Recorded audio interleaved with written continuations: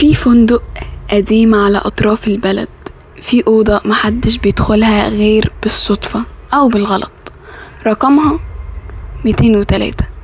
ما فيهاش حاجة غريبة في الشكل، سرير، كشاف، مراية وساعة قديمة. بس كل اللي نام فيها صحى مفزوع وهو بيتنفس بصعوبة، كأن حد كان قاعد على صدره.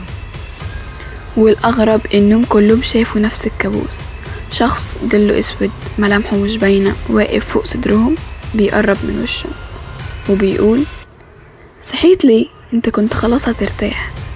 في واحد مات وهو نايم فيها، واتقال انها سكتة قلبية، بس وشه كان متشوه من الرعب. ولما صاحب الفندق جاب شيخ يقرأ قرآن جوه الأوضة، الحيطة بدأت تصدر صوت غريب، صوت تقيل بيمس بيقول: دي مش أوضتكم، ده قبري. من يومها الأوضة اتقفلت، بس بتتفتح لوحدها بالليل، والساعة القديمة اللي جواها كل يوم بتقف على نفس التوقيت، 3:07 بعد نص الليل، وقت الموت.